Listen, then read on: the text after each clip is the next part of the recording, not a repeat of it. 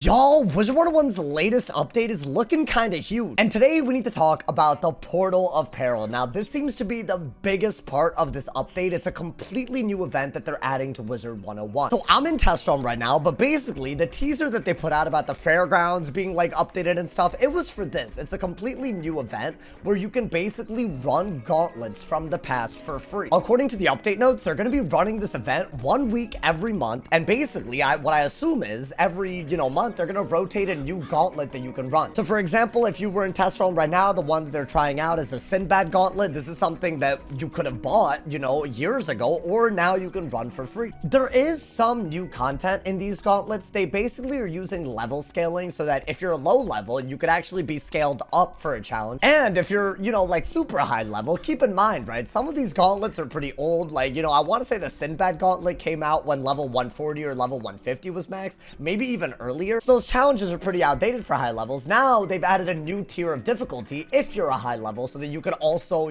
basically be challenged when you're running this. Now on surface level, right, it just looks like a way to run gauntlets for free. That's already a massive W, but the rewards are also worth talking about. So with this update, I guess what they're adding is a new currency in Wizard101. I think that's the most accurate way to describe this. And the currency, it's called fortune coins. Now I have a screenshot of someone getting fortune coins after running a gauntlet fully, but they got 30 coins. However, there's a glitch in test realm right now where, every tier of a gauntlet loads in. And since this gauntlet has 3, I want to assume that if you run a gauntlet and it's not bugged, you should get 10 coins per run. Now, obviously, this recipe that you see, pretty decent, although you would have to do, 40 runs in order to get 1 gold key. And similar to Decathlon, they've also capped the number of times you can run a gauntlet at any given day, right? So you can basically claim 3 credits every day. I assume it's going to work exactly like Decathlon, meaning you can probably, in a span of, the 7-day event, you can probably redeem this, like, I want to say 8 times. So you could do about 24 runs, meaning you could do the full event and still not be able to make a gold key. So although I do love that they're adding new sources for gold keys, I'm not really sure that this is a super viable one. Like, I mean, 1 gold key, what is it going to really get you if you run a boss, right? It's going to get you maybe, like, I don't know,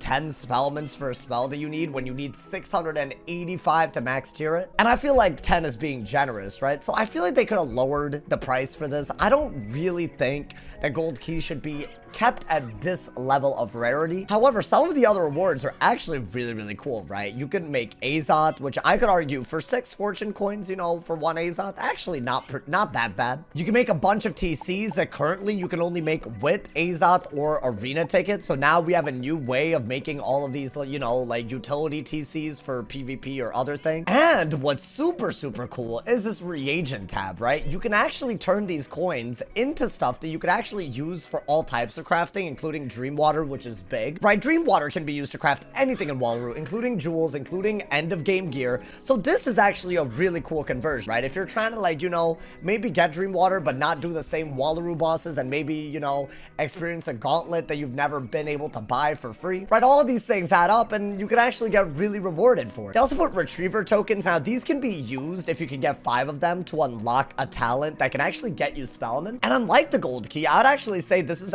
weirdly enough, kind of fairly priced, right? If you do a full ass event and I don't know, you use multiple wizards, you could easily unlock a full talent, and once you unlock it, you're good to go on that account. And the way these work is kind of huge, right? All you have to do is have a pet with, like, for example, elemental retriever, get, I guess, 500 of these coins, which you would need multiple wizards to do. But then any wooden chest that you approach in any world, you can use this talent and get a bunch of Spellments for free. It's literally one of the easiest ways to get Spellments. So this is actually a really, really cool reward. Now, what's wild is that they did not stop there, and they also added Spellments to the mix. Now, this is a super, super relevant reward because for a lot of people, getting Spellments and farming for them is the main reason why they don't even like Spellments to begin with. Now, it looks like per event, you can basically craft for 1 school. So right now, the Sinbad Gauntlet event that's running in test run, right? You can only run this gauntlet, and all the coins that you get and you want to use to craft, you can only make fire Spellments with it. Now, that's cool and all, but they're random, meaning, yes, it's actually super, super cheap, for example, for me to craft a random fire event Spellment without even doing Beast Moon. That's kind of cool.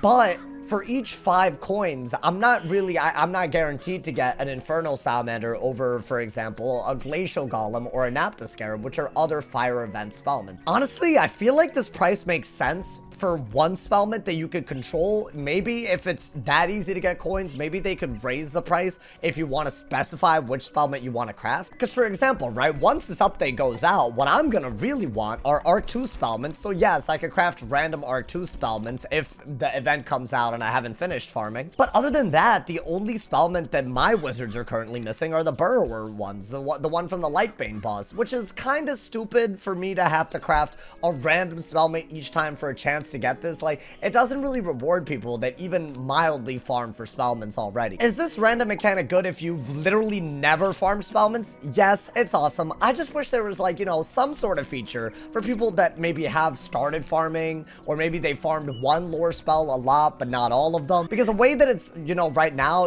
if you've even farmed one thing in this group of things that you can get randomly, then there's always a chance that you could just waste your coins. The Dream Water and the Retriever tokens, really awesome. As far as the random Spellments, I feel like it's good. It's good that we have more sources for Spellments. I just don't think it's really that helpful compared to what we already have. Now, what is good news, what is a gigantic takeaway, right, is that there are going to be way more sources for gold keys with this update than we've had before. And I know that this is a super contentious topic. Not only are they adding it with this, they're also adding it with the badge rewards. Apparently, this is based on very preliminary information, but they're gonna make it eventually, I guess. Right now, I assume it's like a work in progress where any badge could give you a completion reward. Now, according to the update notes, they actually put out like an image, and one of the completion rewards is a gold key. And considering you could have up to 7 wizards, for each quest that rewards a gold key, you could have access to literally 7 more keys that you could use. So even though the Portal of Peril may not become like a super reliable source for gold keys, we are gonna have some that are better than what we have right now. Overall, y'all, this update is looking a lot better than previous updates. I mean, this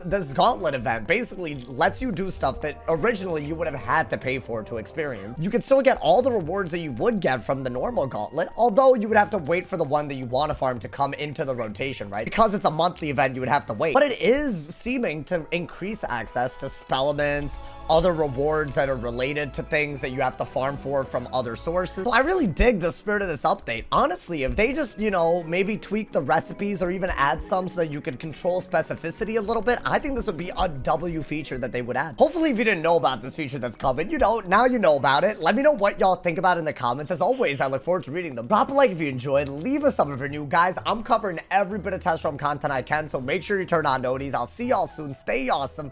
And yeah, y'all.